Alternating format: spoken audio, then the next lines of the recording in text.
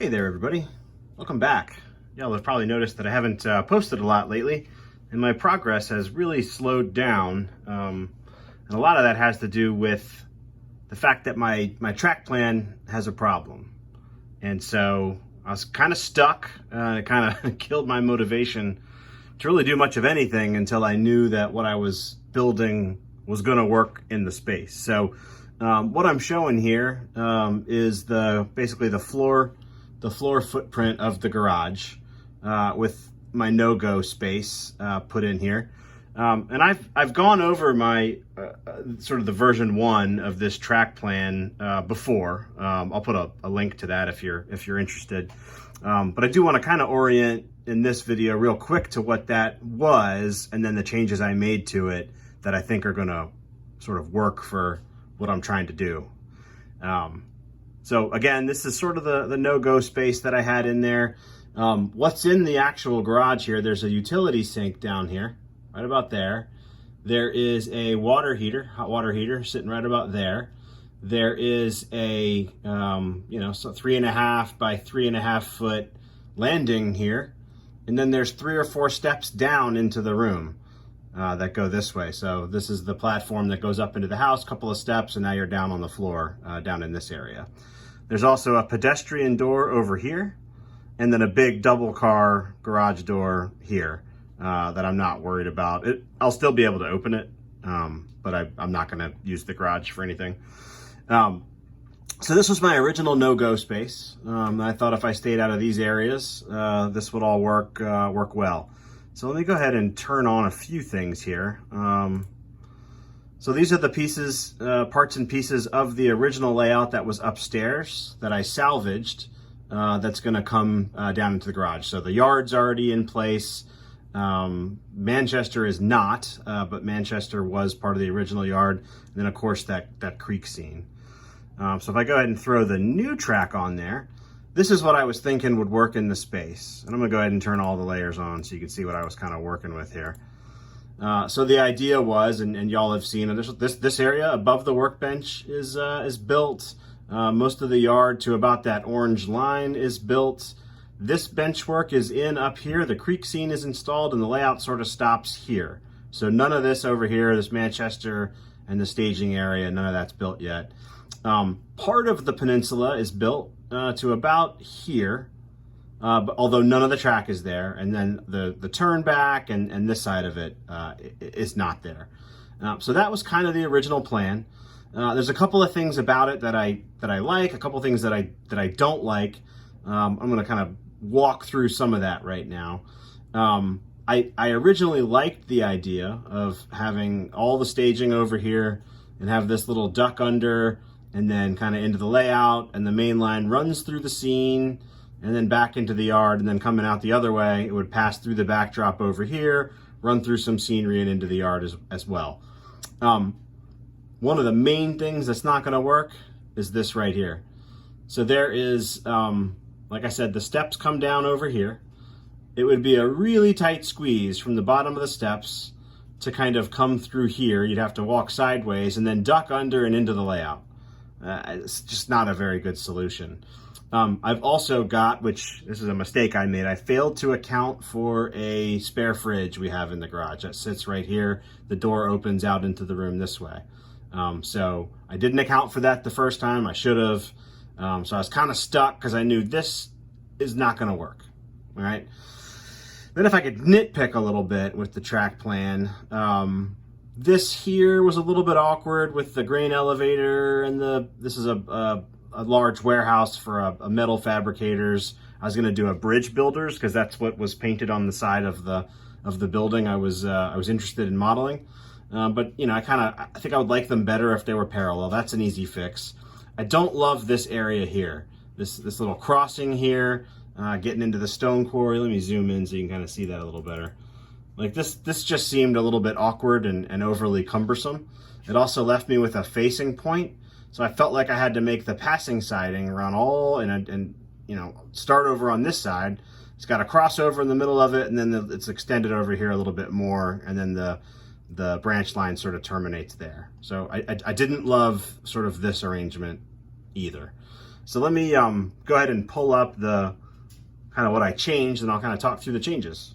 Be right back.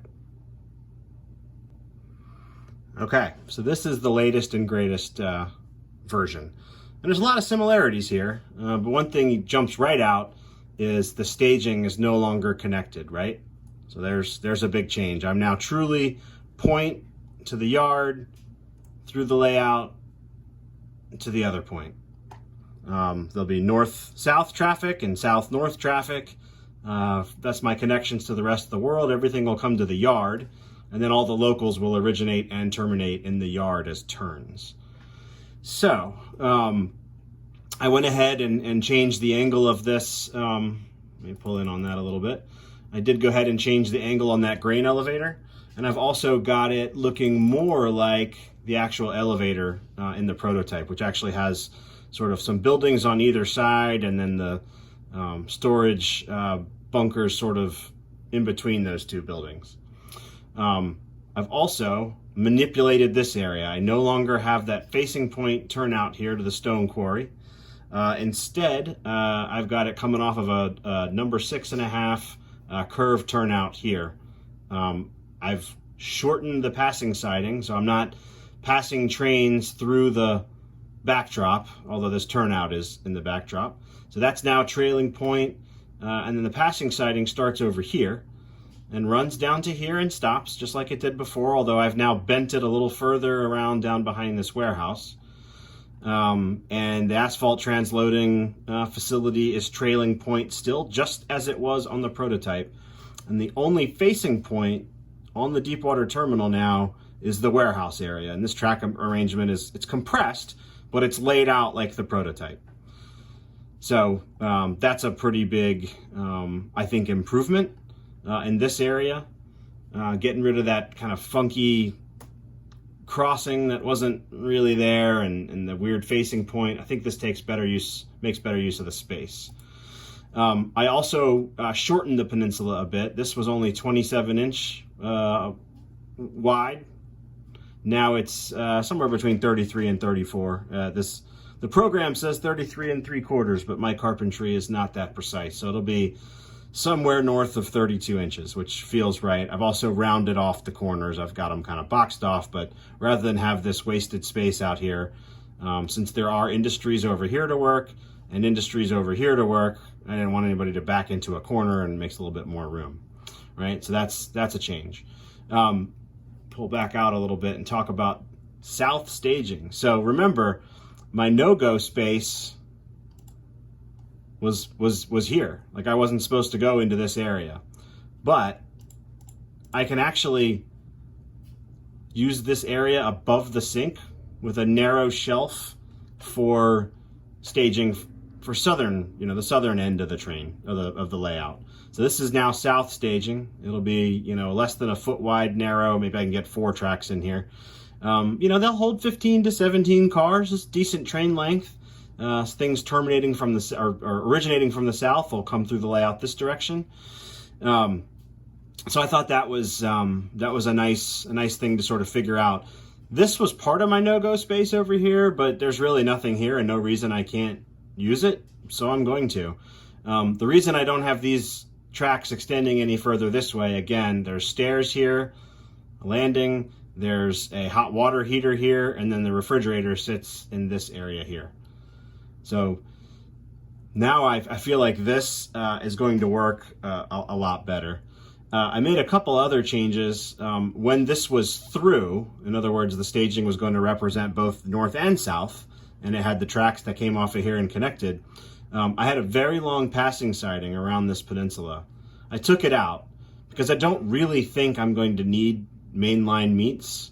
Everything coming from the south is simply running through to the yard. If I need to have a meet, I can do it here in the arrival departure tracks. There are 2 of them.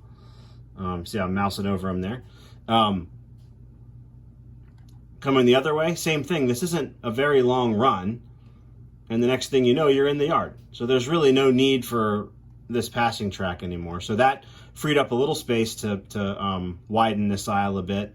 And I think I've done a little bit better job with where these industries go, which also helped me. I ended up cutting this down, 6 or 7 inches.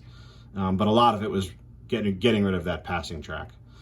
One other change I made is to my existing module. The way it's currently built, the fuel dealer is on here where these trees are.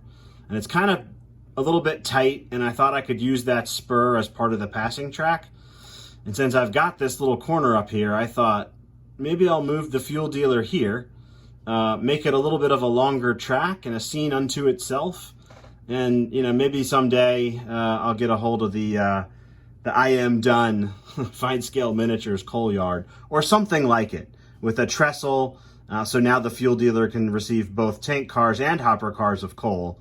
And I'll have this be a whole scene with a, you know, a fence and everything, and something a little bit more interesting than what was kind of stuck here.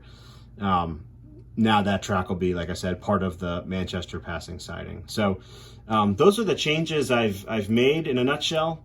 Now I feel much more confident that my plan is going to work. And so I've actually started building the bench work for Manchester now. Today, this module is just sitting on the floor over here.